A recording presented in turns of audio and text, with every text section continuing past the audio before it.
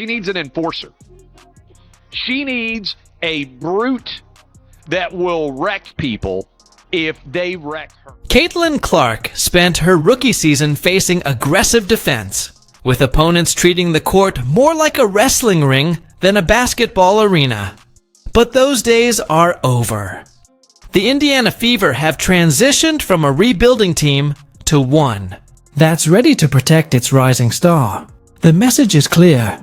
If you come at Caitlin, you better come prepared. The era of unchecked rough play is done. The Fever now have a squad built to respond with strength and unity. I feel like I'm getting hammered. To meet the newest additions to the Indiana Fever: Natasha Howard, Sophie Cunningham, Brianna Turner, and Dana Bonner.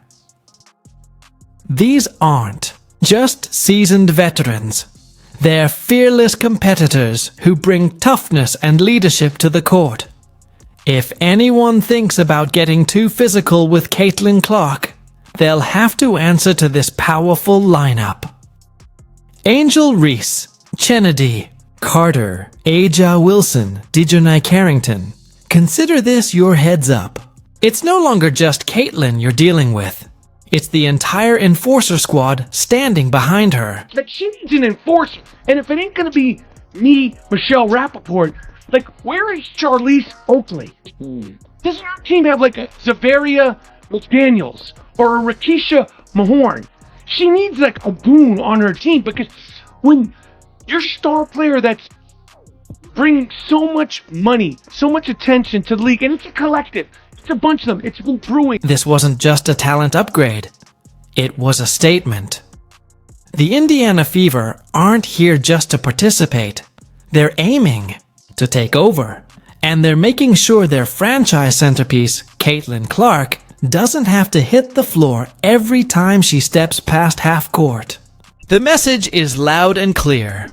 Those taking shots at Clark will now have to think twice. The warning's been issued. The game has changed. Sometimes you need one of those players on your team. You need one of those enforcers. Every good player, by the way. Every good player, every good team that is a super duper star. Most of the time have enforcer type players. Let's take a step back and revisit the beginning of Caitlin Clark's WNBA journey. She arrived with the expectations of being the league's future star. And she didn't disappoint, lighting up the court with her electrifying performances. But instead of being celebrated, she was met with physical play that felt more suited to a hockey rink than a basketball court. The welcome she received wasn't applause.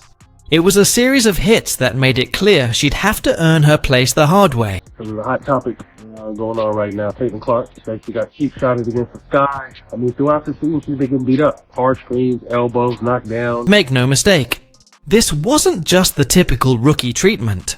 The physicality Caitlin Clark faced often crossed the line into what felt like targeted aggression. Game after game, she endured elbows to the ribs, arms across the neck, and suspiciously timed bumps that sent her crashing to the floor. And it wasn't just a feeling. The stats backed it up. 17% of all flagrant fouls in the league were committed against Clark. That's not just a number. It's a glaring signal that she was being singled out. That's all I see. They try so long to get respect for women's basketball, and then they treat it like a junior high school girl's locker room. Junior high school girl antics on the... Let's talk about the real antagonists in this story. The Chicago Sky didn't just play tough, they went all in, accounting for a staggering 80% of the flagrant fouls against Caitlin Clark. Coincidence? Hardly. That wasn't defense. It was a strategy built to intimidate, disrupt, and shake her confidence. Leading the charge was Angel Reese, who didn't shy away from turning hard fouls into viral moments. One play saw her send Clark to the floor on a drive that left fans in shock and commentators speechless. But Clark? She got up, fixed her ponytail, and calmly buried a three on the very next possession. That's ice in her veins. And then came Kennedy Carter, who took things a step further by delivering a blatant shoulder check after the whistle. The cameras caught every second. The fans erupted, and once again, Caitlin Clark didn't flinch. No complaints, no theatrics. Just the composed focus of someone who's been the target before and still finds a way to light up every defense in her path. And Clark.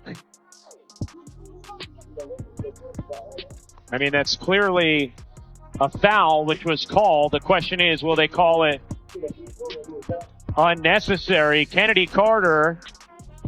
There's Dijonai Carrington, a player who seems to have a fondness for physical play. She's never backed down from a hard foul, and her name sits high on the list of those trying to throw Caitlin Clark off her rhythm.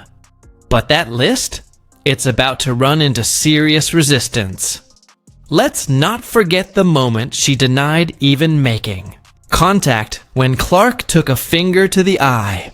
A moment that said a lot about how far some are willing to go to disrupt her. When you went and kind of swatted at Caitlin, did you intend to hit her in the eye? And if so, could you just, or if not, either way, could you talk about what happened on that play? I don't even know why I would intend to hit anybody in the eye. That doesn't even make sense to me. But no, I didn't. I didn't know I hit her, actually.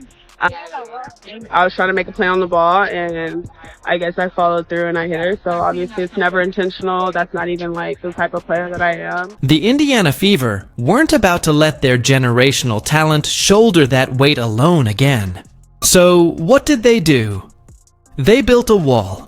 And that wall has names: Natasha, Sophie, Brianna, and Dana. 4 defenders, one clear message. Caitlin Clark is no longer standing alone.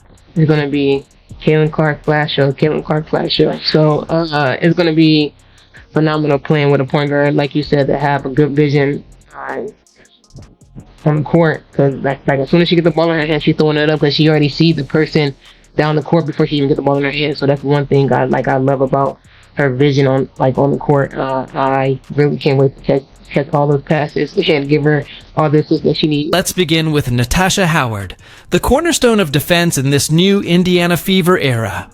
She's more than just experienced. She's a 3-time WNBA champion and a former Defensive Player of the Year.